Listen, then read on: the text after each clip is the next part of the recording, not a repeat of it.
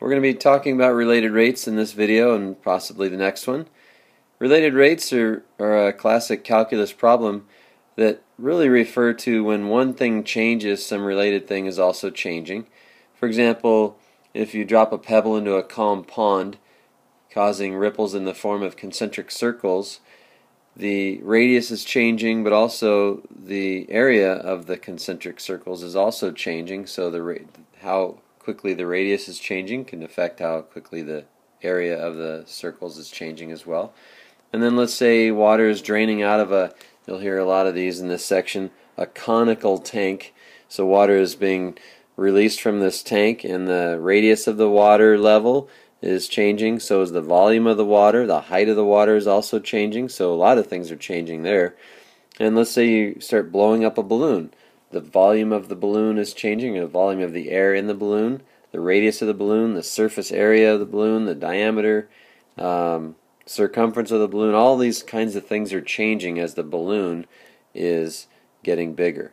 Okay, and the one thing though, I want you to make sure you write this down. The key to understanding related rates problems, I think, is to understand that time is always the independent variable. Okay, so we're going to make sure we write that down. Time is always the independent variable. Dependent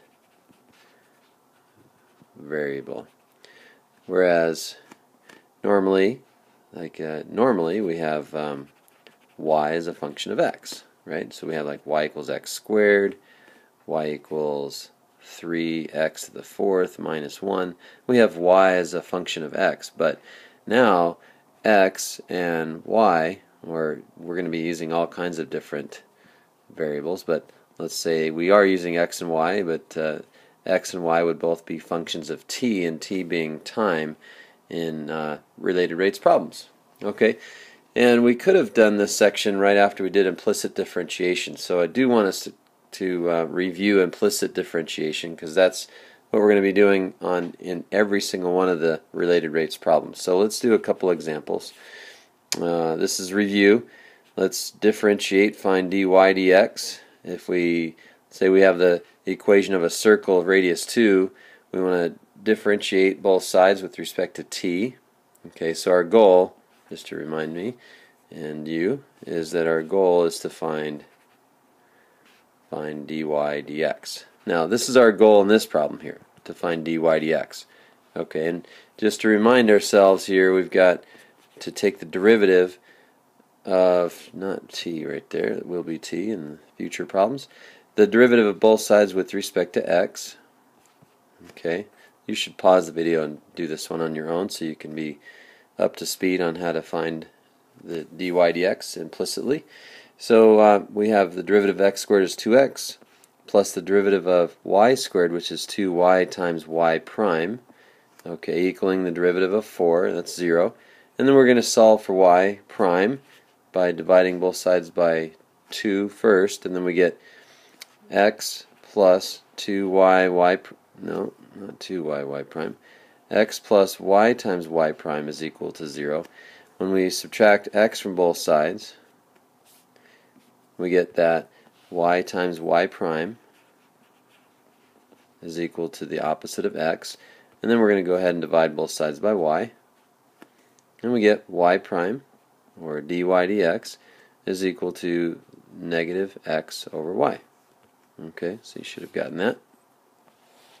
Okay, and then let's try another one. Let's try this. Okay, we're going to need this in a little bit anyway. Let's try the area formula. Area equals pi r squared, and let's go ahead and let's differentiate both sides with respect to t. Okay, let's try that. D left side dt and d right side dt. And what happens if we get that? On the left side we just have the derivative of a with respect to t, and on the right side we get 2 times pi times r times dr dt. So we're differentiating both sides with respect to t. So that's the chain rule. That's implicit differentiation. as well. You can see that. And let's go ahead and dive right into some problems, because it's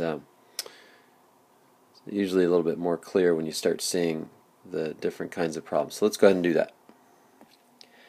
So let's take that example that we were talking about before, the pebble being dropped into a calm pond, and let's write down what we're given. Okay, the pebble gets dropped, pebble dropped, and we're also told that the radius changes at a rate of let's see here, at a rate of 1 foot per second. 1 foot per second. So you can see at 1 second the radius is 1 foot, and then at 2 seconds the radius is 2 feet.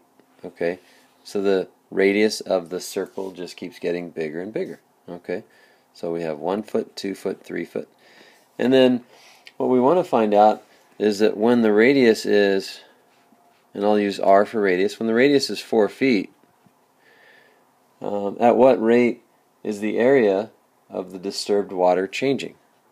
At what rate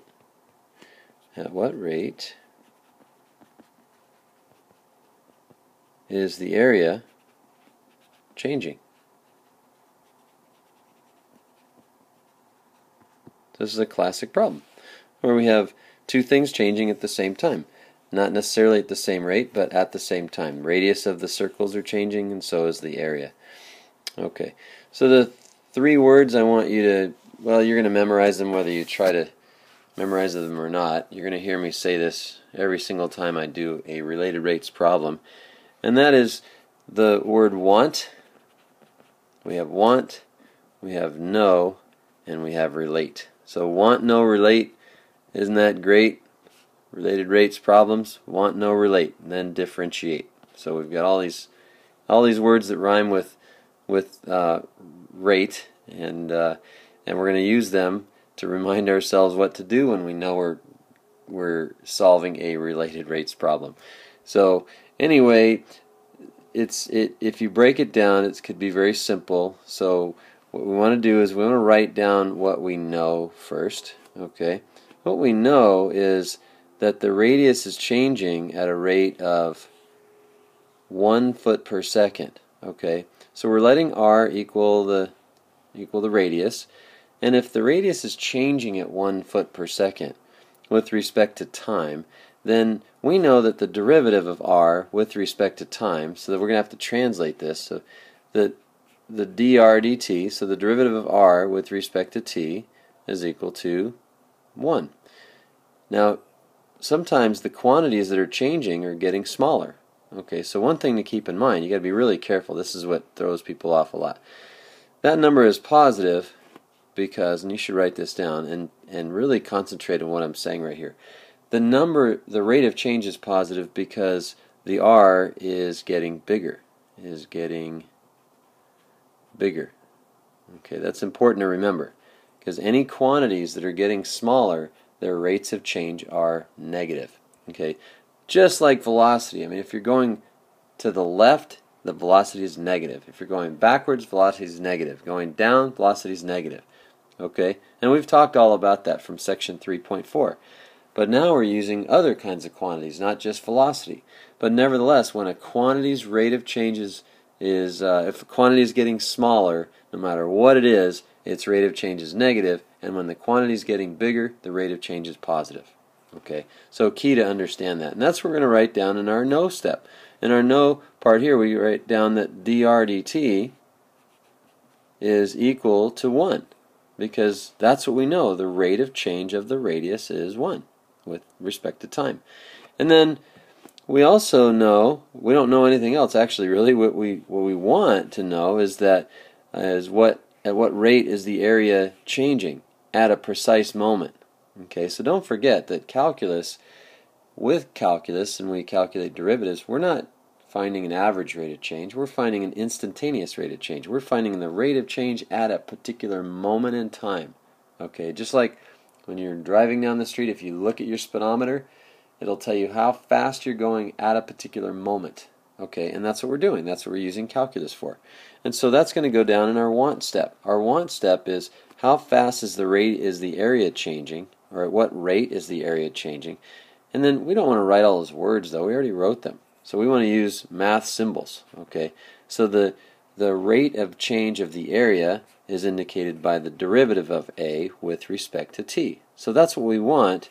And then this little line here just means at the moment that. So what's happening at the moment that t is equal to something? No, it's not at the moment that t is equal to something. It's at the moment that, if you look back at the problem, when r is equal to 4. Okay, so we don't know what time that is, but we do know that we want the rate of change of the area when r is equal to 4. Okay, and then the relate step, so if you get that down, the relate step is we've got two variables in our problem here. We've got the variable a and we've got the variable r. Okay, so we need to come up with some equation that relates the area to the radius of the circle.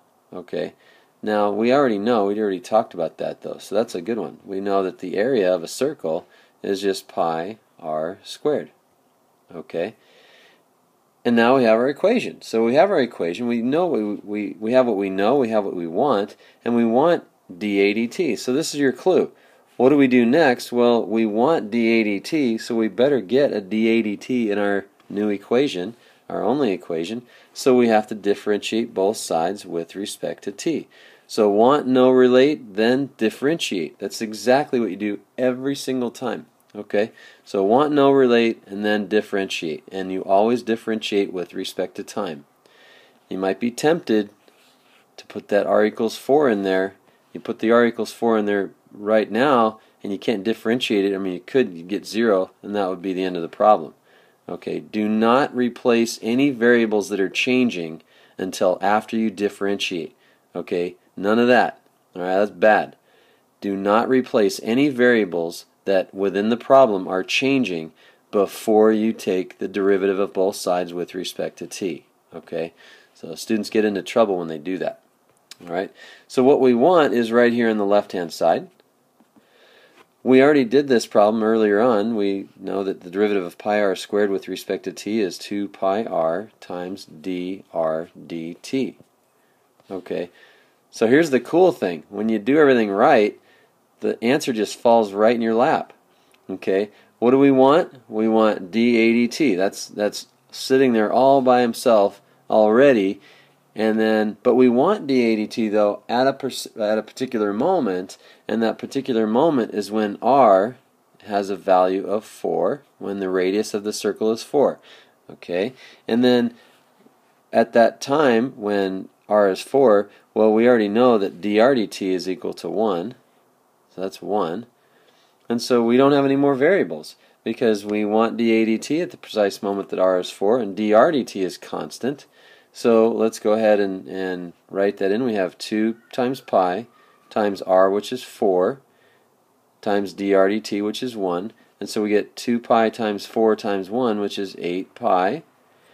And let's make sure we put units of measure here. We knew that the radius was changing at a rate of 1 foot per second.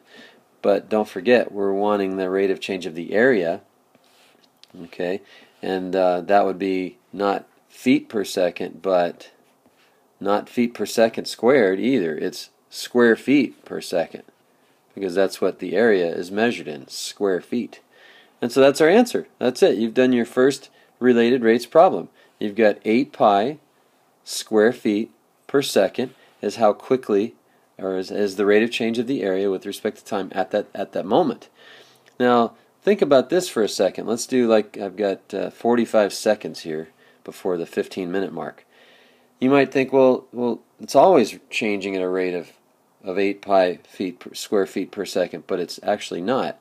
If you look at the equation here, if we wanted to find dA dt at the precise moment when, let's say, r was equal to 10, so if the radius is 10, then we'd have 2 pi times 10 times 1 square feet per second. And that would be 20 pi square feet per second. So you can see, even though the rate of change of the radius is constant, the rate of change of the area is not, and I gotta go.